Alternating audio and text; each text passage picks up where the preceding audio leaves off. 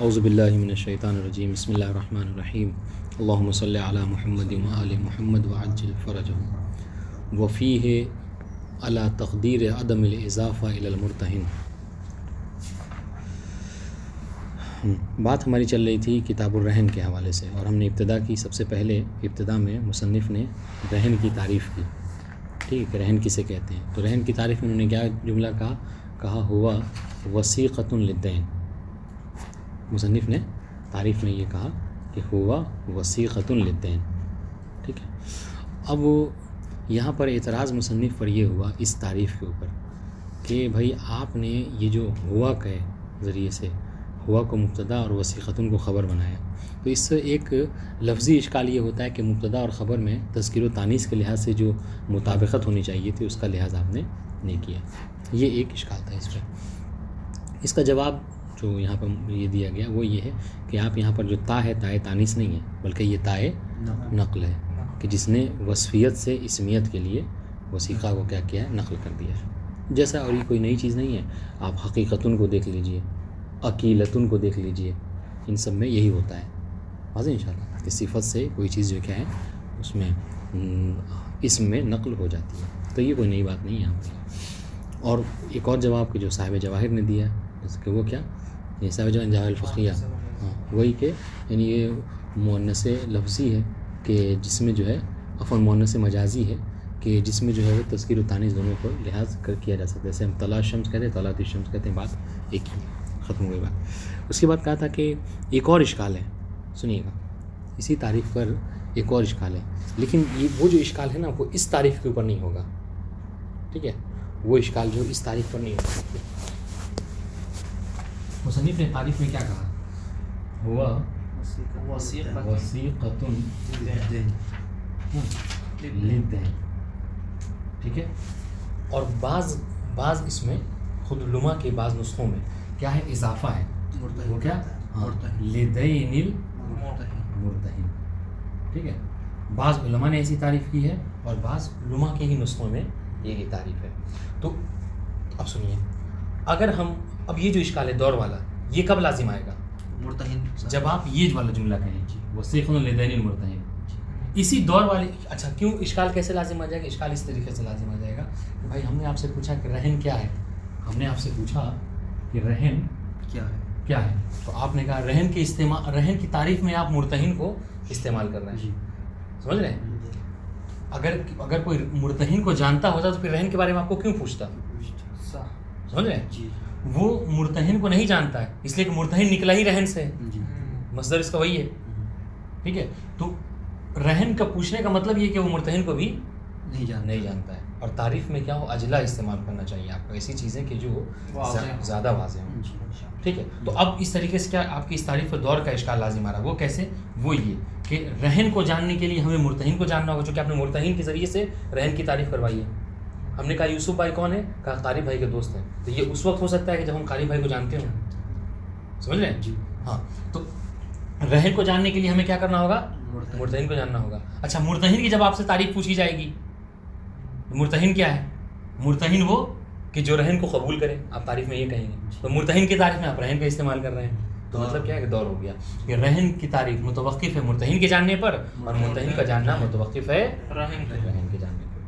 تو یہ اشکال دور ہے، سنیے دیکھیے گا، اسی اشکال دور سے بچنے کے لیے مصنف نے کیا کیا، یہاں پر صرف دین کہہ دیا، صرف دین کا، دین مرتہن اضافت نہیں کی، بات واضح ہے، دین مرتہن نہیں کہا اس تعریف سے بچنے کے لیے۔ لیکن یہ اشکال پھر بھی آ رہا ہے، کیوں؟ اس لیے کہ بعض نسخے علماء میں دین مرتہن کا استعمال کیا گیا ہے، بس انشاءاللہ۔ اب اشکال دور کا جواب کیا دیا ہے؟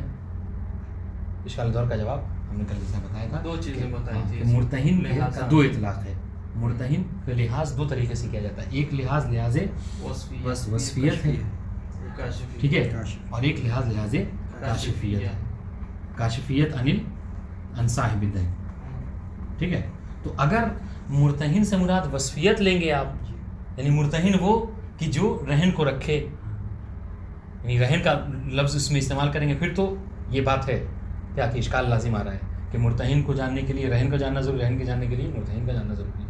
لیکن اگر ایک کاشفیت کا معنی لیں گے تو ہم یہ کہہ سکتے ہیں ہاں کہ پھر اشکال نہیں ہوگا، بات واضح انشاءاللہ. کل بہت اچھے سمجھایا تھا ہم نے 3 لوگوں میں سے. بات ختم ہو گئی. یہ تو آسان تھا. ایک اور بات جو ہے وہ مصنف نے یہاں پہ ذکر کی کہ بھائی آپ نے اب دیکھیے ختم ہو گئی بات. اب اس کو ہٹائیے, یہ اشکال دور وہ واضح ہو گیا. اب یہاں پر دیکھا جائے تو وثیقۃ للدین, اس وثیقہ کی اضافت کی یعنی مخصوص کیا ہے مصنف نے دین کے لیے. یعنی کیا مطلب, یعنی رہن اسے کہتے ہیں کہ جو وثیقہ ہو, گروی ہو, بھروسہ ہو, کس کے لیے؟ دین کے لیے. تو انہوں نے دین سے کیوں مخصوص کیا ہے؟ دین سے کیوں مخصوص کیا ہے؟ تو خیر اس کی 2 وجہ ہو سکتی ہے. یہ تخصیص سمجھ میں آ گئی؟ جی جی. ہاں, کیوں کہا کہ اس کی 2 وجہ ہو سکتی ہے. ایک یہ کہ ہو سکتا ہے مصنف اس بات کے قائل ہوں کہ الا الدین, کہ لا تکون الوثیقۃ الا فی الدین. ٹھیک ہے, کہ وثیقہ نہیں ہوتا سوائے دین. ہو سکتا ہے مصنف اس بات کے قائل ہوں. ٹھیک ہے, اس پر جواب یہ دیا کہ نہیں, حالانکہ مصنف اس بات کے قائل نہیں ہے. کیوں؟ اس لیے کہ مصنف جو ہے وہ کیا ہے, غصب میں بھی وثیقہ قائل ہیں. اگر مثال کے طور پر آپ نے کوئی چیز میرے سے غصب کر لی تو ہم کیا کریں گے, دیکھیں آگے آپ کو کوئی سامان رکھا ہوا ہے, ہم اس کو لے لیں گے. جب تک آپ اس کو واپس نہیں کریں گے, جو چیز آپ نے لی ہم آپ کو واپس نہیں کریں گے. تو آپ نے کیا یہاں پر دیکھیے کوئی دین تو نہیں لیا. عین میرا آئی پیڈ لے گئے تھے آپ, تو میرے عین مال لے گئے تھے آپ, لیکن ہم نے آپ کو کوئی چیز اٹھا کے رکھ لیا. تو یہاں پر دین تو نہیں, یہاں پہ عین ہے تو جو کچھ بھی ہے بس ان شاء اللہ. تو غصب میں مصنف کس بات کے قائل ہیں؟ وثیقہ قائل ہیں. تو اس کا مطلب کیا ہے کہ صرف دین سے مخصوص اس وجہ سے مصنف نے نہیں کیا. ٹھیک ہے, ایک اور وجہ کیا ہو سکتی ہے؟ ایک اور وجہ یہ ہو سکتی ہے کہ انسان بیع و فروخت کرے. ٹھیک ہے, اب اگر کوئی کمی چاہے مبیع میں ہو یا اس میں ثمن میں ہو, دونوں سے بچنے کے لیے کیا کرے انسان, وثیقہ کے طور پر کچھ لے لے. ہو سکتا ہے اس کو یہ وجہ رہے گی. مزہ ان شاء اللہ. اور وہ کمی کیسے ہوگی؟ ہو سکتا ہے کسی اور کا مال نکلے وہ, ہاں, یا ہو سکتا ہے کہ وہ متاثر ہو جائے, نہیں دے سکتا. یہ ساری وجوہات ہیں, اس وجہ سے مصنف نے مخصوص کیا کہ اس کو وثیقۃ للدین. اس پر بھی اعتراض کیا گیا کہ یہ جو آپ کہہ رہے ہیں مصنف نے کیوں مصنف اس کو مخصوص کیا ہے وثیقہ سے, اور جواب میں یہ کہیں کہ چونکہ مبیع اور ثمن میں ہو سکتا ہے کوئی کمی واقع ہو, کہہ رہے یہ بھی نہیں ہو سکتا. یہ بھی کہنا تکلف ہے. کیوں؟ اس لیے کہ مبیع اور ثمن کے اوپر دین کا اطلاق نہیں ہوتا, یہ تکلف کی وجہ ایک بات. دوسرا اشکال یہ ہے کہ اگر مان لیجیے, فرض کر لیجیے کہ بیع بالکل صحیح ہو, وہ جو سامنے والا دے رہا ہے اپنا ہی مال دے رہا ہے اور آپ نے اپنا ثمن دیا ہے اس کو, اور کوئی تو صرف وثیقے کی کوئی صورت حال ہی نہیں ہے. گویا کہ جیسے عام طور سے ساری بیع و فروخت ہوتی ہے وہی آپ کو بیع و فروخت ہوئی ہے. تو مطلب کیا ہے کہ یہ اشکال جو ہے مصنف کا کہ صرف دین سے آپ کیوں مخصوص کر رہے ہیں, یہ اشکال مصنف پہ بنتا ہے. ختم ہو گئی بات. تو یہ اب آج کا جو درس ہے, اب اور کوئی سوال تو نہیں ہے میرے خیال میں, بتائیے گا اگر ہو تو. اب یہاں سے بات ختم ہو گئی. اب دیکھیے اب آج کا اس کا جواب تو اس کا جواب یہ اشکال ہے, یہ مصنف پہ جو بنا ہے یہ اشکال بنتا ہے ان کے اوپر, تو اس کا جواب نہیں ہے اس کا. ہاں, یعنی یہ اشکال ہے مصنف کے اوپر کہ آپ نے کیوں اس کو مخصوص کیا. تو یہ دفاع کیا اپنی طرف سے, جو توجیہ ہو سکتی تھی شارح نے توجیہ کی, مگر کیا ہے اس توجیہ پر بھی اشکال وارد ہوا. ٹھیک ہے جی, 2 توجیہ کی اس پر بھی اشکال ہو گیا. اب آج اسی تعریف پر سنیے, اسی تعریف مصنف کے اوپر ایک اور اشکال ہے, لیکن تھوڑا سا اشکال کی نوعیت یہاں پر بدلی ہوئی ہے. شارح اشکال کر رہے ہیں مصنف کی تعریف کے اوپر, لیکن اس سے پہلے جو دور والا اشکال ہوا تھا وہ کس پر ہوا تھا؟ جب آپ دین سے مراد لے دین المرتہن لے رہے ہیں. ٹھیک ہے, لیکن اب یہاں پر کیا ہے کہ سنیے, اب شارح اعتراض کر رہے ہیں کہ آپ نے چلیے اشکال دور سے بچنے کے لیے صرف لی دین تو کہا, مرتہن کا ذکر نہیں کیا, مگر پھر بھی آپ پر اشکال ہوتا ہے. کہا کیوں؟ اس لیے کہ جب آپ رہن کی تعریف میں صرف کیا کہیں گے, وثیقۃ للدین کہیں گے, اور مرتہن کا اضافت نہیں کریں گے, تو کیا ہوگا آپ پر اشکال یہ آئے گا. اشکال سنیے گا, اشکال یہ آئے گا کہ یہ تعریف جو کیا ہے غیر مانع ہو جائے گی, غیر مانع. اور ہم تعریف کے لیے کیا شرط رکھتے ہیں کہ تعریف جامع ہونا چاہیے, جامع للافراد و مانع للاخیار. اور یہ تعریف جو ہے اگر آپ مرتہن کی اضافت نہیں کر رہے, جیسا کہ آپ نے کیا ہے ابھی تعریف میں, ابھی جو ہمارے پاس نسخہ ہے وہ یہی ہے کہ مرتہن نہیں لائے, مرتہن کو کاٹا ہے مصنف نے, آپ نہیں استعمال کیا, تو اس پر کیا ہے تعریف کا غیر مانع ہے. یعنی کیا مطلب, یعنی وہ چیزیں کہ جو رہن نہیں ہے وہ بھی اس میں شامل ہو گئی. جیسے کیا, اب سنیے, جیسے مثال کے طور پر آپ کا کوئی مال بطور ودیعہ, ٹھیک ہے, آپ ہمارے پاس امانت کے طور پر رکھے گئے, ٹھیک ہے, آپ نے ہمیں دیا تھا, یہ آپ استعمال کیجیے, اور آپ نے ہم سے قرض لیا اور قرض آپ نے نہیں لوٹایا, تو ہم کیا کریں, اسی مال سے جو کہ امانت کے طور پر آپ نے رکھا تھا میرے پہ ودیعہ, آپ کیا سے میری اس کو استعمال کیجیے, تو ضرورت ہو جائے پوری ہو جائے تو دے دیجیے گا. یہ ودیت ہے. ٹھیک ہے, ہم کیا کریں, تقاص, اس کو کہتے ہیں تقاص کرنا, یعنی جب آپ ان کو مال نہیں لوٹا رہے ہیں تو جو مال آپ کا میرے پاس پڑا ہے اسی کو ہم اپنا لیں گے, اس سے اپنا قرض پورا کر لیں. تو یہ ودیت بھی گویا کہ ایک وثیقہ ہو جائے گا اگر آپ مرتہن نہیں کہیے تو. ٹھیک ہے. اسی طریقے سے مثال کے طور پر آپ کی کوئی چیز ودیت وغیرہ نہیں, آپ کی کوئی چیز مثلا مرکز میں رکھی ہوئی ہے, آپ کی بائک, عام طور سے بائک آپ یہاں کھڑی کرتے ہیں تو آپ کی بائک یہاں مرکز میں کھڑی ہوئی ہے. ٹھیک ہے, اور آپ نے ہم سے قرض لیا ہے, وہ قرض آپ واپس نہیں کرتے, تو ہمیں پتہ ہے کہ ہم اب آپ دیں گے نہیں تو کیا کریں, ہم آئیں اور مرکز سے آپ کی بائک لے کے چلے جائیں, تو ہمارا تسلط آپ کے مال پر بہرحال ہو گیا. تو یہ بھی شامل ہو جائے گا اگر آپ مرتہن کی اضافت نہیں کریں. لیکن اگر مرتہن کی اضافت کر دیں تو پھر جو یہ ساری چیزیں بچ جائیں گی. تو جو چیزیں داخل نہیں ہو سکتی تھیں وہ بھی بنا مرتہن کی اضافت کے اس میں داخل ہو جا رہی ہیں, جبکہ اس کو دیں اس کو رہن نہیں اور کریں گے تو پھر والا دور آئے گا, رہن والا. البتہ کہ تعریف صحیح نہیں ہے. ہاں, ملا جلا کے ایک بات بتائیں, دیکھیے تعریف کوئی بھی ہو, ہم منطق میں آپ سے پڑھتے ہیں, تعریف کوئی بھی ہو تعریف حقیقی نہیں ہوتی ہے. جتنی بھی تعریف کی جاتی ہیں وہ تعریف لفظی ہے. یہ کیا مطلب ہے تعریف لفظی, یعنی شرح اسم, بس آپ کو سمجھا دیا گیا سامنے والے کو کہ یہ ہو سکتا ہے, ورنہ اعتراض ہر حال میں ہوتا ہے. اس لیے صاحب کفایہ کا نظریہ ہے کہ وہ اکثر اصلاً تعریف پر بحث ہی نہیں کرتے ہیں. تعریف کو کہتے ہیں کہ یہ شرح اسم ہے, ہم کچھ کہہ رہے ہیں, آپ آ کے کچھ اور لفظ استعمال کر لیجیے, کوئی بات نہیں ہے. آپ آئیے تو آپ کو جو بہتر لگے آپ وہ استعمال کر لیجیے, اور اس میں مناقشہ بھی نہیں ہونا چاہیے. اور جہاں تک تعریف حقیقی کی بات ہے تو یہ سوائے خدا کے کوئی نہیں جانتا, اس لیے کہ ہر چیز کی حقیقت سے واقف بس ذات العلم ہے. تو ہم جو بھی کرتے ہیں وہ سب کے سب کیا ہے, شرح لفظ ہے, شرح اسم ہے. واضح ان شاء اللہ. تو لہٰذا میری کوئی وہ نہیں ہے, نہیں کوئی قباحت نہیں ہے مصنف کی. اگر تعریف پر اشکال ہو رہا ہے تو تعریف شرح اسم ہی ہے میرا. واضح ان شاء اللہ. تو دیکھیے یہ اشکال جو ابھی جو ذکر کیا ہے کہ آپ نے مرتہن کا اضافہ نہ کر کے, ٹھیک ہے, اشکال دور سے تو بچ گئے, لیکن شارح نے ایک اور اشکال میں آپ کو پھنسایا. وہ کیا, وہ یہ کہ جو تعریف ہے آپ کی وہ غیر معنی ہو رہی ہے, جن کو شامل نہیں ہونا چاہیے تھا وہ بھی اس میں شامل ہو رہے ہیں. اس کی عبارت کو پڑھتے ہیں, پھر آگے نئی بات ہے اس کو شروع کریں گے. وفی ہے, اس میں یہ کل پڑھ لینا چاہیے تھا مگر کل وقت نہیں ہوتا. سنیے, وفی ہے, وفی ہے کی ضمیر کہاں پلٹائیں گے, یعنی وفی تعریف المصنف, مصنف کی تعریف میں ایک اور اشکال ہے.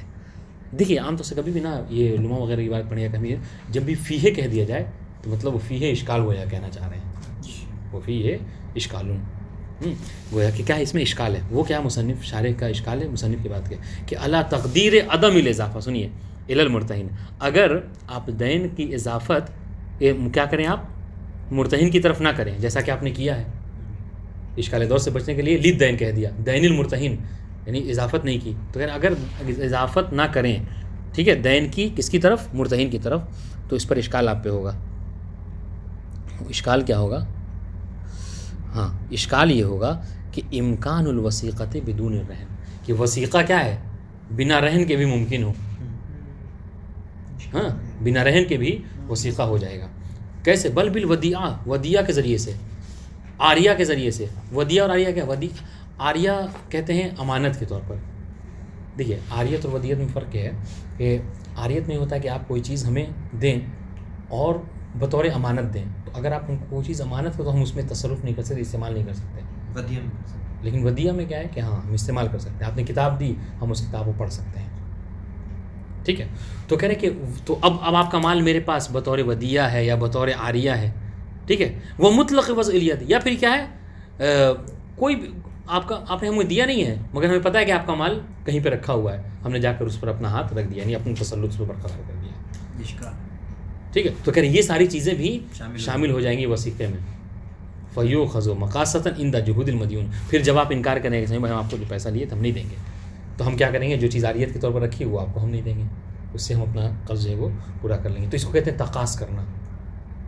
ٹھیک ہے, فیؤخذ مقاصۃ, تو اس مال کو چاہے جو عاریت میں رکھا ہے یا ودیعت میں رکھا ہے اس کو کیا کیا جائے گا, مقاص کے طور پر لے لیا جائے گا.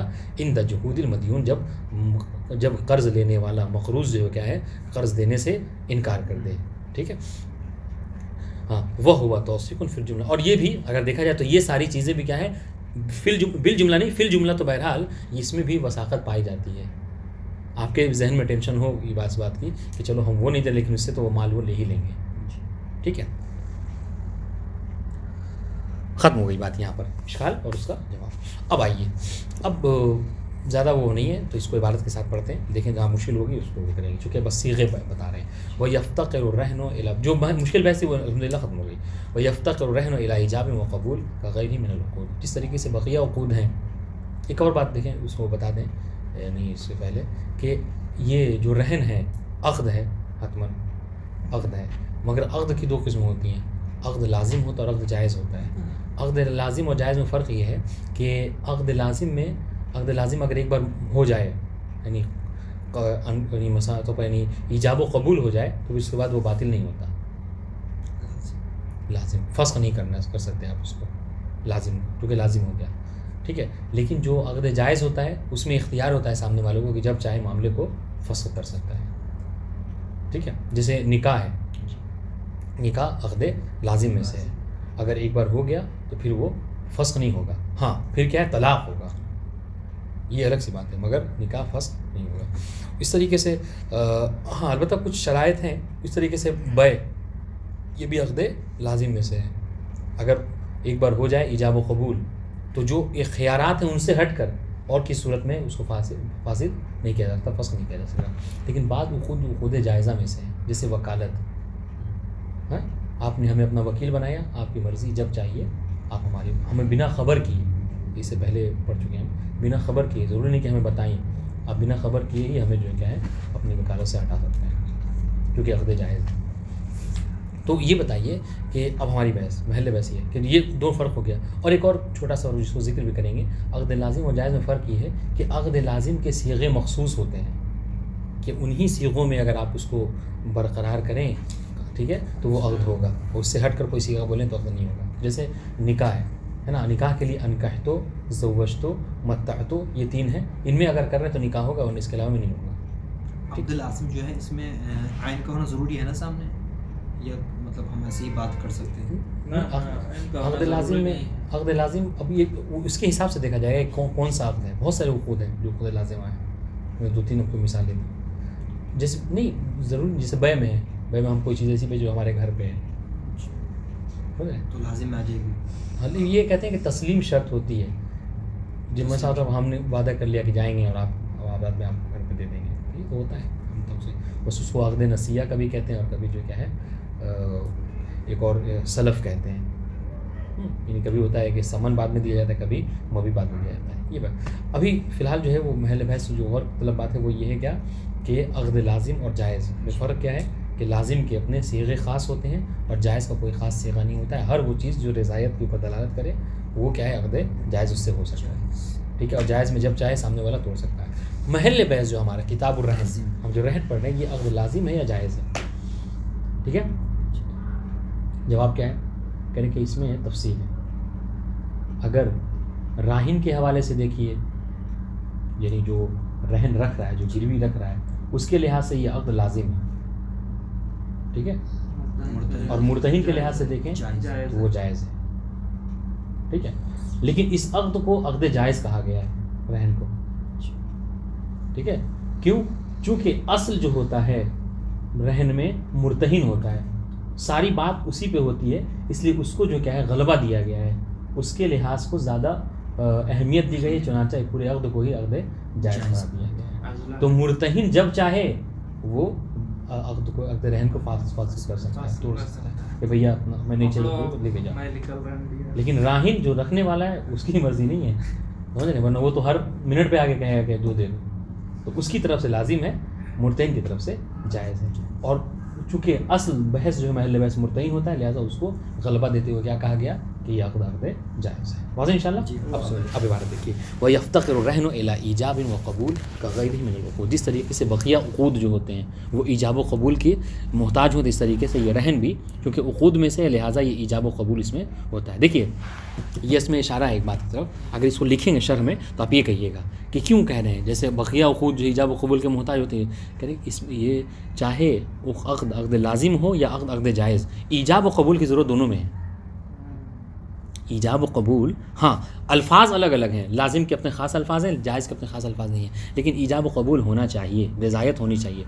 اس سے یہ کیا ہے، یہ اشارہ ہے کس کی طرف، یہ احتراز کرنے کس سے، انشاء، اس سے کیا کہتے ہیں انشاء سے. ایک ہوتا ہے عقد اور ایک ہوتا ہے انشاء. انشاء میں کیا ہوتا ہے؟ انشاء میں ایجاب و قبول نہیں ہے. جیسے ہاں جیسے طلاق ہے، بس شوہر نے جو طلاق کا صیغہ پڑھ دیا، بیوی کو ضرورت نہیں وہ قبول ہی کرے، اس کو قبول کی شرط ہو تو پھر کبھی قبول نہ کرے. واضح انشاءاللہ. تو یہ کہ مطلب کیا ہے کہ انشاء میں صیغہ نہیں ہوتا. تو کہہ رہے جس طریقے سے بقیہ عقود میں ضرورت ہوتی ہے ایجاب و قبول کی، اس طریقے سے اس میں بھی، چونکہ یہ بھی ایک عقد ہے لہٰذا ایجاب و قبول کی ضرورت ہے. ہاں انشاء میں کیا ہوتا ہے؟ ایجاب و قبول کی ضرورت نہیں ہوتی. واضح انشاءاللہ. تو یہ اس کی طرف آتا ہے. والایجاب، اب سنیے، ایجاب ایجاب کے کون کون سے صیغے ہیں؟ دیکھیے کتنے صیغے ہیں ایجاب کے، چونکہ یہ عقد جائز ہے لہٰذا. والایجاب رہن کا، کوئی یہ کہے کہ میں نے اپنا مال تمہارے لیے رہن کے تو دیا. اور وثقتوں کا، ٹھیک ہے، یہ چیز ہم نے بطور بھروسہ تمہیں دیا. بالتضعیف یعنی آپ تشدید کے ساتھ پڑھیے، وثقتوں کا کہیں، وثقتوں کا نہیں، وثقتوں کا، ٹھیک ہے. اور ارہنتوں کا بالحمزہ، حمزے کے ساتھ، ٹھیک ہے. اور ھذا رہن عندک، اب یہ جملے اس میں فعلیہ نہیں، اب یہ جملے اسمی آ گیا. ھذا رہن عندک، اور ھذا رہن علی مالک، ٹھیک ہے، جو آپ تم نے ہمیں مال دیا ہے اس کے طور پر یہ کیا ہے؟ رہن ہے، یہ بھروسہ ہے، ٹھیک ہے. اور وثیقۃ عندک، یہ موبائل جو کیا ہے؟ وثیقہ ہے تمہارے پاس. اور خذہ علی مالک، اسے لے لو اس مال کے عوض میں جو کہ تم نے ہمیں دیا ہے. اور بے مالک، بائے مقابلہ، یعنی خذہ فی مقابل مالک، ٹھیک ہے. ہاں. اور امسک ہو، یعنی فعل امر پڑھیں اس کو، مطلب اپنے تھام لو اس کو. حتیٰ اوتی کا مالک، یہاں تک کہ میں مالک، میں تمہیں کیا کروں؟ تمہارا مال واپس کر دوں. بے قصد، البتہ اس میں کیا ہو کہ رہن کا قصد ہونا چاہیے. کون سے؟ اس میں یہ جو آخر والا آپ صیغہ کہہ رہے ہیں. ہاں کیا؟ امسک ہو حتیٰ اوتی کا مالک، ٹھیک ہے. بے قصد رہن، یہاں پہ قصد رہن آپ کو ضروری ہے. کیوں؟ اس لیے کہ ہو سکتا ہے کبھی کبھی آپ کوئی چیز دیں اور وہ کیا ہے؟ ودیعہ کے طور پہ دے رہے ہیں، تو یہاں پر قصد رہن آپ کا ضروری ہے. وہ شبہ ہی کرے، اور اس کے علاوہ جو بھی صیغے ہیں کہ جو رہن کے اوپر دلالت کریں. ہاں احسنتم. مما ادى هذا المعنى، جو کہ اس معنی کو ادا کر دے، یعنی جو بھی گروی چیز کو، یعنی گروی پن کو بتا دے، سمجھا دے. ہاں تو بہرحال تو یہ کیا ہے؟ اس کو کہتے ہیں، یعنی اس کے ذریعے سے کیا ہے؟ وہ رہن کا ہو جائے گا، یعنی ایجاب ہو جائے گا، ٹھیک ہے. اب بات یہ ہے کہ بھائی اتنے صیغے آپ نے بتائے، اور اس کے بعد بھی آپ نے اضافہ میں آخر میں کیا کہا کہ اس کے، یہ تو ہم نے بتا دی کچھ صیغے، پھر اس کے علاوہ بھی جو ہر وہ لفظ کہ جو اس معنی کو ادا کر دے، رہن کے معنی کو، اس سے رہن کا منعقد ہو جائے گا. وَإِنَّمَا لَمْ يَنْحَصِرْ هَذَا الْعَقْدُ فِي لَفْظٍ، کسی خاص لفظ میں یہ عقد منحصر نہیں ہے. کیوں؟ کل عقود اللازمہ، جیسا کہ عقود لازمہ کیا ہے؟ یہ دیکھیے اس کو تشبیہ معکوس کہتے ہیں. ہم اس میں تشبیہ میں کیا ہوتا ہے؟ ایک ہوتا ہے تشبیہ معکوس، ایک ہوتا ہے تشبیہ. تشبیہ معکوس میں کیا ہوتا ہے کہ مطلب کہا تو جاتا ہے جیسا کہ اس عقود لازمہ، تو کیا مطلب ہے؟ یعنی عقود لازمہ میں بھی اس کی ضرورت نہیں ہوتی ہے، یعنی کیا بولتے ہیں اس کی کوئی خاص مطلب اس کے وہ الفاظ نہیں ہوتے ہیں، صیغے نہیں ہوتے ہیں. کہ نہیں، یہاں پہ تشبیہ معکوس ہے. کہا جس طریقے سے عقود لازمہ میں خاص صیغے ہوتے ہیں ویسے یہاں پر خاص صیغے نہیں ہوتے، لیکن صیغے ہوتے ہیں. لیکن صیغہ تو بہرحال ہوگا، ایجاب و قبول ہوگا، خاص صیغہ نہیں، خاص نہیں، ٹھیک ہے. تو یہ تشبیہ معکوس واضح انشاءاللہ. کل عقود لازمہ، جیسا کہ عقود لازمہ میں کیا ہوتا ہے؟ وہاں پہ خاص اپنے صیغے ہوتے ہیں، منحصر صیغے ہوتے ہیں. ولا فی الماضی، اور یہ بھی منحصر نہیں ہے کہ یہ بس ماضی ہی کے ذریعے سے ہو، یعنی فعل ماضی ہی کے ذریعے سے. باقی عقود لازمہ میں کیا ہے کہ فعل ماضی. دیکھیں ہم انکحتو کا، ہاں وکلتو کا، عفواً وکلتو کہہ رہے ہیں، متعتو کا، یہ جتنے صیغے آپ کہتے ہیں کیا سب صیغے ماضی جو کہ حتمیت کے اوپر دلالت کرتے ہیں. کہا کہ نہیں، یہ اسم کے ذریعے سے بھی، جملے اسمیہ کے ذریعے سے واقع ہو جاتا ہے، قائم ہو جاتا ہے. واضح انشاءاللہ. لأنہ جائز من طرف المرتکب، کیوں ایسا نہیں ہے؟ کیوں اس کے صیغے منحصر نہیں ہیں؟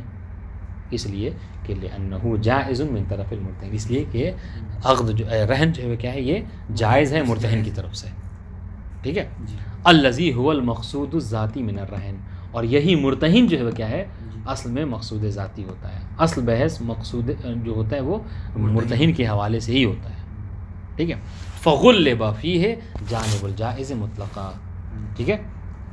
تو اس وجہ سے فغلب فی عقد الرہن، ٹھیک ہے، عقد رہن میں اس کو کیا ہے؟ تغلیب، اس کو مطلب اہمیت دی گئی ہے، اس کو ترجیح دی گئی ہے، ہاں مرتہن کو. اور اس کو جب اس کو ترجیح دی گئی تو کہا گیا کہ یہ عقد جائز ہو گیا ہے مطلقاً. مطلقاً یہ کیا؟ وہ یعنی مطلقاً کہہ دیا کہ عقد جائز ہے، حالانکہ یہ راہن کے حوالے سے لازم ہے، مگر چونکہ تغلیب اس کو ہے اور اصل ہمیں اسی سے بحث کرنی ہے، مقصود ذاتی وہی ہے مرتہن، لہٰذا ہم نے جائز کہہ دیا اس کو. واضح انشاءاللہ. وجوزہ المصنف فی الدروس بغیر العربیہ وفاقا للتذکرہ، بلکہ اور تو سنیے عقد جائز ہے، حتیٰ کہ مصنف نے اپنی کتاب دروس میں، دروس الشرعیہ میں انہوں نے کیا کہا کہ رہن کے لیے حتیٰ عربی کی شرط بھی نہیں ہے۔ انہوں نے یہ کیوں نہیں لکھا کہ راہن کی طرف سے جو ہے لازم، یہ کہہ دیا نا، ہوتا ہے نا کچھ چیزیں، مطلب اب آپ لما پڑھ رہے ہیں تو آپ کو کنایا وغیرہ سمجھنا ہوگا۔ آپ نے کیا کہا لأنہ جائز من طرف المرتہن، کیا کہا کہ یہ طرف مرتہن سے کی طرف سے جائز ہے، اس کا مطلب کیا ہوا، اس جملے کا مفہوم یہ ہوا، سمجھ رہے ہیں، یعنی یہ تو منطوق ہو گیا، منطوق مفہوم کیا ہوا کہ راہن کی طرف سے جائز نہیں ہے بلکہ لازم ہے، سمجھ رہے ہیں۔ وجوزہ المصنف فی الدروس بغیر عربیہ وفاقا للتذکرہ، بات واضح ہوئی؟ ہاں، اور مصنف نے اپنی کتاب دروس کے میں کیا کیا ہے، یہ کہا کہ تذکرہ علامہ کی کتاب ہے، ان کے حوالے سے اس بات کو پیش کیا کہ حتیٰ غیر عربی میں بھی اگر کوئی رہن کے صیغے کو جاری کر دے تو رہن منعقد ہو جاتا ہے، ٹھیک ہے۔ ہاں، اب آئیے آسان سی بات ہے، وَتَكْفِي الْإِشَارَةُ فِي الْأَخْرَسِ، اب چونکہ عقد جائز ہے لہٰذا یہ ساری چیزیں کہنے کیا ہے کہ اگر کوئی گونگا ہے، بول نہیں سکتا، اور رہن کے طور پہ کوئی چیز رکھنا چاہ رہا ہے قرض لے کے، تو کیا کرے گا؟ ہاں، کرے کہ صرف اشارہ بھی کر دے تو کافی ہے، وَإِن كَانَ عَارِضًا، گرچہ یہ خرس یعنی گونگا پن اس کا عارض ہو، یعنی پیدائشی گونگا نہیں ہے وہ، ٹھیک ہے، کسی بیماری میں مبتلا ہوا اور اس وجہ سے کیا ہوا، وہ بولنے کی صلاحیت اس کی ختم ہو گئی، تو اگر وہ عارض ہے یہ بیماری خرس پن، پھر بھی چاہے تو وہ اشارے کے ذریعے سے سمجھا سکتا ہے اور وہ رہن واقع ہو جائے گا، کافی ہے۔ اول کتابت معہا، یا پھر کیا ہے کہ ہاں گروی رکھنے کے لیے، رہن کے لیے کتابت بھی کافی ہے، لیکن البتہ یہاں پہ صرف کتابت نہیں، معہا مع الاشارہ، یعنی اشارے کے ذریعے سے بتائے بھی اور لکھے بھی۔ دیکھیے وہاں پہ کیا صرف اشارہ کافی تھا، اشارہ بنا کتابت کے کافی ہے، لیکن اگر کتابت کر رہا ہے تو کتابت کے ساتھ ساتھ اشارہ بھی کرے کہ جس سے یہ سمجھ میں آئے کہ کیا کر رہا ہے، یہ وہ گروی رکھ رہا ہے۔ اے مع الاشارہ، کتابت مع الاشارہ، بما يدل علی قصدہ، تاکہ وہ دلالت کرے کس کے اوپر، علی قصد الرہن، ٹھیک ہے، کہ وہ رہن کا قصد کر رہا ہے، رہن پہ مال کو دینا چاہ رہا ہے، لا بمجرد الکتابت، صرف کتابت اگر کر رہا ہے تو یہ کافی نہیں ہے۔ کیوں کتابت کافی نہیں ہے؟ دلیل سنیے، امکان العبث، اس لیے ہو سکتا ہے عام طور سے بہت سے لوگ قلم ہاتھ میں آتے ہی ان کو لکھنا ہی کچھ نہ کچھ لکھنا چاہتے ہیں، ہو سکتا ہے وہ پریکٹس کرنا چاہ رہا ہو، کچھ لکھ رہا ہو ایسے ہی، سمجھ رہے ہیں، تو یہ ہو سکتا ہے امکان العبث کہ بس یوں ہی بلا کسی مقصد کے، یہ عبث ہوئی بنا کسی مقصد کے کیا ہے وہ لکھ رہا ہے، اور ارادت امر آخر، یا پھر لکھ رہا ہے مگر وہ کیا ہے کسی اور امر کا ارادہ کیے ہوئے، کسی اور امر کا، یعنی رہن کا قصد نہیں ہے، کسی اور مقصد سے لکھ رہا ہے، یہ کیا مطلب، یہی سوچ بس پریکٹس کرنا چاہ رہا ہے کہ رہن کیسے لکھا جاتا ہے عربی میں، وہ لکھنا چاہ رہا تھا، سمجھ رہے ہیں، تو یہ وہاں ہو سکتا ہے، اس لیے کہہ رہے ہیں کہ صرف کتابت کافی نہیں، کتابت کا اشارہ بھی ضروری ہے، ٹھیک ہے۔ اب سنیے، فیقول المرتہن قبلت وشبی، تو اب تک تو ایجاب کی بات تھی، اب تک ایجاب کی بات تھی کہ ایجاب کے آپ کو صیغے بتائے، اور کہا کہ یہ منحصر نہیں ہے۔ قبول کی کیا بات ہے؟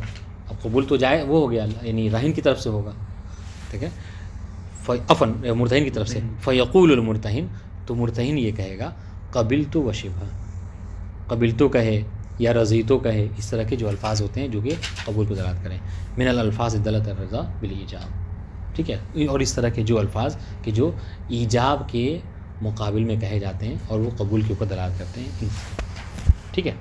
وفی اعتبار المضی والمطابقۃ بین الایجاب والقبول وجہان، کہہ رہے کہ ماضی کا ہونا، دیکھیے اس میں ایجاب میں تو ماضی نہیں ہے، ٹھیک ہے، ایجاب میں ماضی نہیں ہے، اس میں کیا کہتے ہیں، قبول میں کیا فعل ماضی کا ہونا شرط ہے کہ فعل ماضی ہی کے ذریعے سے قبول کریں، والمطابق تو بین ایجاب والقبول، اور ایسے الفاظ کہے کہ جو مطابق ہوں ایجاب کے، اور اس کو سمجھانے کے لیے میں آپ کو عقد کی پھر سے مثال دوں گا، کہتے ہیں کہ جب انسان وہ کرے یعنی نکاح وغیرہ پڑھائے تو نکاح میں جو قبول کر رہا ہے ایجاب کو چاہیے کہ اس کا وہ ایسے صیغے استعمال کرے کہ جو مطابق ہوں، سامنے والے نے کیا پڑھا، ایجاب اس طریقے سے کیا کہ انکحت موکلتی علی المہر المعلوم، تو سامنے والا کیا کہے، قبلت النکاح کہے، ٹھیک ہے، قبلت التزویجہ نہ کہے، ٹھیک ہے، یا قبلت المتعۃ نہ کہے، مطلب اس کو کہتے ہیں مطابقت، یعنی جو صیغے جس صیغے سے ایجاب ہوا ہے اسی صیغے میں جواب کر دینا. تو جس طریقے یہاں پر یعنی جس صیغے میں ایجاب ہے اسی صیغے میں قبول بھی کرے، یہ شرط ہے. تو کہہ رہے ماضی کی جہاں تک بات ہے ٹھیک ہے، اور اس کے بعد تو کہہ رہے اس میں دو وجہ ہیں. بعض نے کہا ہے کہ نہیں شرط ہے، بعض نے کہا کہ شرط نہیں ہے ٹھیک ہے. وفی اعتبار المضی والمطابقت بین ایجاب والخبر وجہان. واضح ان شاء اللہ کہ ماضی کا ہونا ضروری ہے یا نہیں، ایک یہ ٹھیک ہے. ایجاب قبول کا ایجاب کے سے مطابق ہونا ضروری ہے یا نہیں، کہہ رہے اس میں دو وجہ ہیں. بعض نے کہا ہے کہ ہاں ہونا چاہیے، بعض نے کہا کہ نہیں ہونا چاہیے. وَأَوْلَى بِالْجَوَازِ هُنَا لِوُقُوعِهِ مِمَّنْ هُوَ لَيْسَ بِلَازِمٍ مِّن طَرَفِهِ. ٹھیک ہے. وَأَوْلَى بِالْجَوَازِ هُنَا، تو رہن میں جائز نہیں، کوئی بھی جواب دے سکتا. ہاں کہہ رہے کہ سنیے بہت تھوڑا سا بات دقیق ہے اور وہ آسان بھی انشاءاللہ. کہہ رہے ہیں کہ بات کیا تھی، بات یہ تھی کہ ماضی ہونی چاہیے نہیں ہونی چاہیے صیغہ ماضی کا. دوسری بات کیا تھی کہ مطابقت شرط ہے یا نہیں ہے. اس میں کہا دو وجہ ہیں. کیا اختیار کیا آپ نے شارح؟ تو کہہ رہے ہیں ہمارے نزدیک کیا ہے کہ اولا بالجواز، یہ جائز ہے. یعنی کیا مطلب، یعنی اگر ماضی نہ بھی ہو تو کوئی حرج نہیں ہے ٹھیک ہے. مطابقت نہ بھی ہو، مطابقت نہ ہو تب بھی جائز، تو بھی جائز ہے. کہا کیوں؟ کہا اس لیے سنیے گا وجہ اولویت. اولا کہہ رہے ہیں وجہ اولویت کیا ہے؟ کہہ رہے ہیں کہ راہن میں کی طرف سے کیا تھا، یہ عقد رائن طرف سے لازم تھا جی ٹھیک ہے، راہن کی طرف سے لازم تھا. اور وہاں پر آپ نے کیا کہا، وہاں پہ آپ نے کیا کہا کہ ماضی کی شرط نہیں ہے. اس لیے کیا کہا حاضہ رہن عندک، یہ جملے اسمیہ کے ذریعے سے کیا ہو گیا تھا، عقد ہو گیا تھا ٹھیک ہے. اچھا مطابقت اس کی طرف سے مطابقت کی کوئی شرط نہیں ہے. تو کہنے کہ جس کی طرف سے لازم ہے، جب عقد جس کی طرف سے لازم ہے جب اس میں ماضی کی شرط نہیں ہے تو جس کی طرف سے جائز ہے اس میں لازم کی بدرجہ اولا شرط نہیں. اور دیکھیں وہ اولا بالجواز ہونا، ہونا سے مراد کیا ہے نا جی، یعنی ہونا یعنی قبول، قبول میں ٹھیک ہے. اولا بالجواز، جواز و عدم الماضویہ، کہ قبول کا ماضی نہ ہونا یہ کیا ہے، یہ زیادہ اولا ہے کہ شرط نہیں ہے. کیوں ہونا ہے فی القبول، کیوں لوقوع القبول، اس لیے کہ یہ قبول واقع ہوتا ہے کس کی طرف سے، ممن ہوا، ممن سے اوپر لکھ لیجیے ممن، وہ کون ہے، وہ مرتہن قبول کرتا ہے. تو یہ ممن ہوا کس میں کہاں پلٹائیں گے، رہن ٹھیک ہے، کہ یہ اس کی طرف سے قبول ہو رہا ہے کہ رہن کہ لیسا بے لازم من طرف ہی، کہ جس کی طرف سے یہ عقد لازم نہیں بلکہ جائز ہے مرتہن کی طرف سے. تو کہنے کہ جب لازم والے میں آپ نے معذویت کی شرط نہیں رکھی تو جس کی طرف سے جائز ہے اس کی طرف سے بدرجہ اولا معذویت کی شرط نہیں ہوگی. راہن کی طرف پلٹے گا نا، ہوا کس نہیں ہوا رہن، وہ رہن ہاں ممن میں جو من ہے، من موصولہ، اس سے مراد مرتہن. لیسا بلازم من طرف ہی، من طرف مرتہن ٹھیک ہے. اب ایک اور آخری بات وہ یہ کہ وہ یشترط و دوام الرہن بمعنی عدم توقیتہ بمدہ. سنیے گا ہاں بات ختم ہوئی، ایجاب و قبول ہو گیا ٹھیک ہے، اور اس کے جو احکام تھے. اب ایک حکم یہ بتا رہے ہیں کہ اگر کوئی چیز آپ رہن کے طور پر رکھ رہے ہیں ٹھیک ہے، جو قرض لے رہا ہے وہ رہن کے طور پر کوئی چیز مال رکھنا چاہ رہا ہے، تو شرط یہ ہے کہ یہ جو رہن کے لیے مال رکھے یہ دوام کی نیت سے رکھے. یعنی کیا مطلب، یہ کہے کہ جب تک میں آپ کا قرض نہ دوں اس وقت تک یہ بائک جو ہے وہ آپ کے پاس رہے گی میری ٹھیک ہے.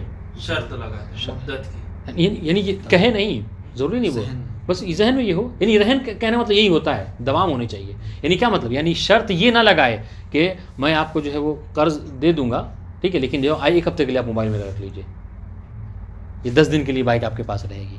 تو یہ مدت کی شرط نہیں لگا سکتے، بلکہ رہن رکھا ہی اسی لیے طور جاتا ہے تاکہ انسان جتنا جلدی ہو سکے اس کو واپس کرے اور اپنا مال لے لے. ورنہ پتہ چلا 10 دن بعد کیا کرے، 10 دن بعد وہ موبائل اپنا لے کے چلا جائے تو پھر کیا ہوگا، پھر لوٹائے گا نہیں قرض.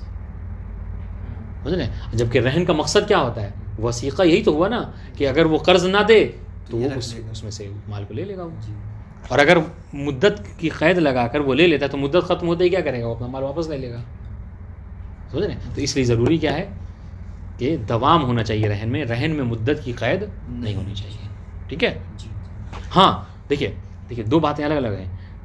رہن میں ہم کہہ رہے ہیں کہ مدت کی قید نہیں ہے، لیکن اگر قرض میں ہو تو مدت کی قید ہو سکتی ہے. سامنے والا قرض دے رہا ہے، کہہ رہا ہے کہ بھائی 1 مہینے کے بعد واپس کیجیے گا. تو ایک ہوتا ہے دین میں قرض وہ مدت کا شرط لگانا، اور ایک ہے رہن میں مدت کی شرط لگانا. تو ہم نے کہا کہ دین میں مدت کی شرط ہو سکتی ہے اور عام طور سے ہوتی بھی ہے، لیکن رہن میں مدت کی شرط نہیں ہونی چاہیے. مرتہن لگا سکتا ہے شرط؟ مرتہن کیا لگائے گا؟ ٹائم تک نہیں لوٹایا تو میں بیچ دوں گا. جیسے ہم نے آپ تو کے پاس موبائل یہ ہاں سمجھ گئے، یہ اس وقت ہوگا نا کہ جب دینے والے نے قرض یہ کہا ہو، اس کو مدت دی ہو تو کہہ سکتا ہے، سمجھ رہے؟ تو پھر وہ کر سکتا ہے. سنیے، وہ یشترط و دوام الرہن، رہن کا دوام، رہن میں دوام ہونا شرط ہے. بمعنی اس کا مطلب کیا ہوا؟ عدم و توقیت الرہن بمدہ، کہ رہن کو کسی مدت سے، معین مدت سے انسان معین نہ کرے، نہ کہے کہ بس اتنی مدت کے لیے رہن ہے. فلسفہ اس کا کیا ہے؟ فلسفہ وہی ہے، ٹھیک ہے، کہ انسان رہن کیوں لیتا ہے؟ تاکہ وہ قرض واپس کرے. اگر رہن رکھ کے پھر واپس لے کے چلا جائے گا تو پھر جب وہ نہیں لوٹائے گا تو پھر کس چیز کو بیچ کے اپنے پیسے کو لے گا؟ جی ہاں.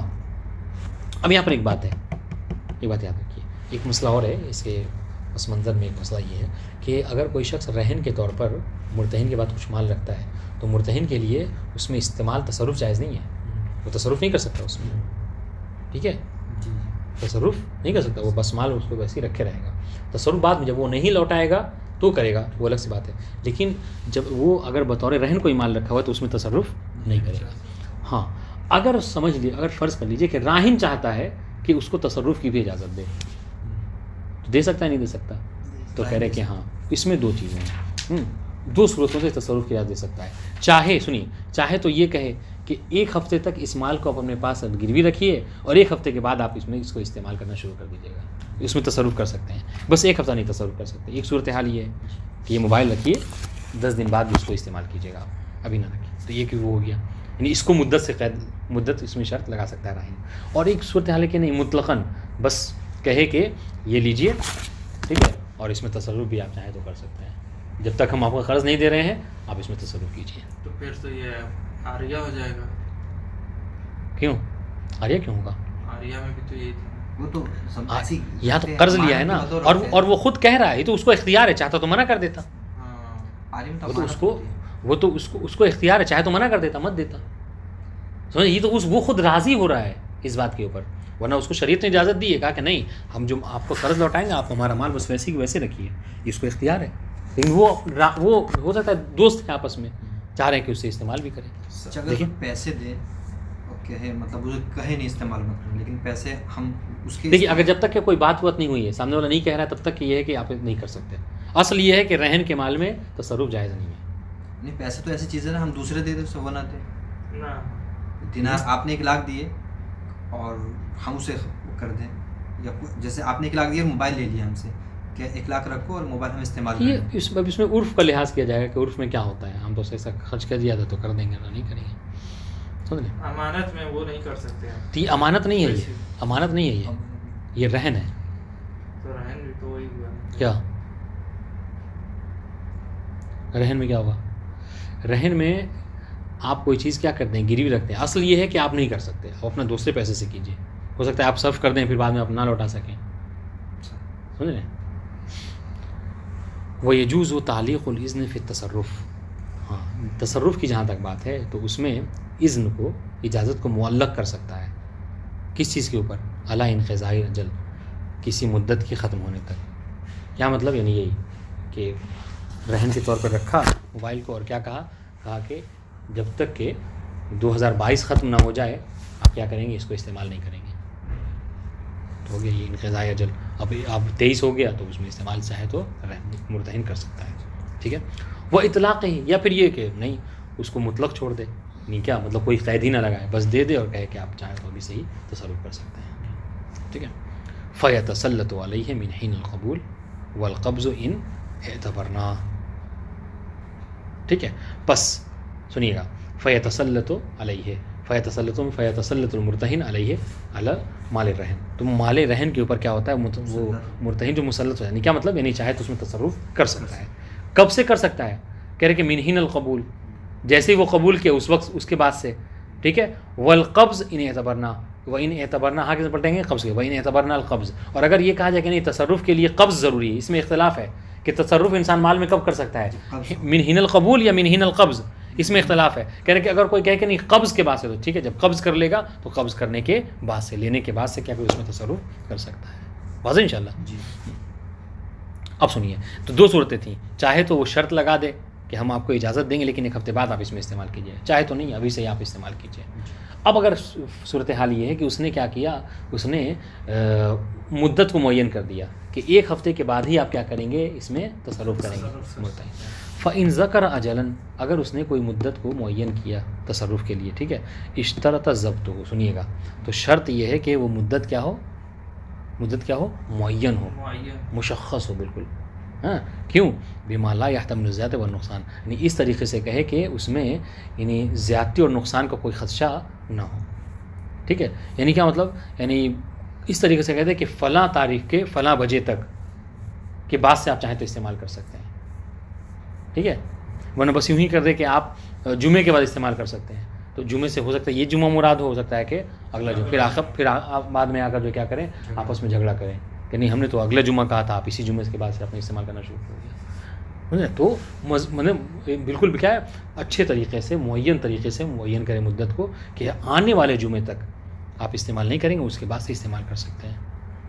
ٹھیک ہے، اور وہ جمعہ شامل ہے کہ نہیں ہے، یعنی جمعہ اب وہ اس جمعے کو استعمال کرنا شروع کر دیا، یہ کہا کہ نہیں جمعہ جب ختم ہو جائے تو سنیچر سے آپ شروع کریں. تو یہ ساری چیزیں بہرحال معین ہو جانی چاہیے. جی ٹھیک ہے، بما لا يحتمل الزیادۃ والنقصان، اس طریقے سے یعنی وہ جملہ کہے، ٹھیک ہے، معین مدت کے لیے کہ اس میں کمی اور زیادتی کا کوئی خدشہ نہ ہو، کوئی احتمال نہ ہو. اما لو شرطہ للرہن بطل العقد، ٹھیک ہے، شرطہ میں شرط الاجل للرہن، لیکن اگر وہ رہن کے لیے کیا کر رہا ہے، شرط لگا رہا ہے، کس کی، مدت کی. سنیے دیکھیے اب تک کیا تھی، شرط کس چیز کے لیے لگا رہا تھا، ہاں کہ وہ کہہ رہا تھا کہ اس میں آپ تصرف کیجئے اور تصرف وہ اس کا مال تو دے سکتا ہے، لیکن شرط لگا رہا ہے کس کے لیے، مدت کی، رہن کے لیے. کہا کہ یہ مال میں آپ کو دے رہا ہوں رہن کے طور پر، لیکن ایک ہفتے کے لیے دے رہا ہوں، 10 دن کے لیے دے رہا ہوں. تو یہ عقد رہن جو کیا ہے باطل ہو جائے گا. کیوں، اس لیے کہ عقد رہن میں شرط مدت کی قید نہیں ہونی چاہیے، بلکہ یشترط و دوام الرہن. ٹھیک ہے. اب آئیے ایک اور بات، وَيَجُوزُ اشتراط الوکالہ. ہاں کہہ رہے کہ ہاں وکالت کی شرط لگانا راہن کی طرف سے یہ جائز ہے. یعنی کیا مطلب، یعنی راہن یہ کہے کہ مرتہن کو کہ یہ جو مال ہم آپ کو دے رہے ہیں آپ اس میں میرے وکیل ہو گئے. ٹھیک ہے، شرط ہے کہ آپ اس مال میں میرے وکیل ہیں، اب وکیل جو تصرف کر سکتا ہے وہ کرے، کوئی بات نہیں. فی حفظ، اب وکیل کس چیز میں ہے، کہہ رہے فی حفظ الرہن، کہ آپ اس مال کی حفاظت کرنے میں میرے وکیل ہو گئے. وہ بیعہ، آپ اس مال کو بیچیے گا میری وکالت میں، میں موکل ہوں. کہہ رہے یہ بھی شرط لگا سکتا ہے. وہ صرف فی الدین، آپ اس مال کو صرف کیجیے کس میں، قرض میں، کہہ رہے یہ بھی آپ دے سکتے ہیں. ٹھیک ہے، اس کا کوئی قرضہ ہے کہہ رہے اس مال سے ادا کرنے کے لیے وہ وکالتاً اس کو ادا کر سکتا ہے. ٹھیک ہے. ہاں وَيَجُوزُ اشتراط الوکالۃ للمرتہن وغیر المرتہن، مرتہن کے لیے بھی ضروری ہے کہ مرتہن کے لیے وہ وکیل اپنا مرتہن کو بنا دے، یا غیر مرتہن، مرتہن کے علاوہ کسی اور کو اپنا وکیل بنا سکتا ہے. ٹھیک ہے. والوصیۃ کسے، والوصیۃ للمرتہن ولوارثہ ولوارث المرتہن، اس طریقے سے جائز ہے راہن کے لیے کہ وہ وصیت کر دے اس مال کے لیے. ٹھیک ہے، کہ اس مال کے اوپر میرے مرنے کے بعد آپ کا حق ہے، کر سکتا ہے. ٹھیک ہے، یا اس کے ورثہ میں سے آپ کے بیٹے کا حق ہے، مرتہن کے بیٹے کا، کہہ رہے یہ سب وصیت بھی کر سکتا ہے. اللہ تقدیل موتر راہن قبلہ، اگر یہ فرض ہو جائے کہ مثال طور پر جو راہن ہے وہ مرض الموت میں مبتلا ہے. ٹھیک ہے، مرض الموت میں مبتلا ہے، تو کہہ رہے کہ اگر، یا پھر مثال طور پر اس نے کوئی ایسے وہ قتل کیا کسی کی قصاص کو، اس کو قتل کر دیا جائے گا، سمجھ رہے ہیں. تو اگر یہ بات طے ہو جائے کہ مرتہن سے پہلے راہن کا مرنا طے ہے، سمجھ رہے ہیں، تو چاہے تو وہ اپنے مال کے لیے اس کو وارث بنا سکتا ہے. ٹھیک ہے، وصیت اس کی کر سکتا ہے، وارث نہیں، اس کو وہ وصیت کر سکتا ہے اس مال کی. وَإِنَّمَا يُتِمُّ، انشاءاللہ بعد میں پڑھیں گے. یہ بات واضح ہے انشاءاللہ. السلام علیکم ورحمۃ اللہ.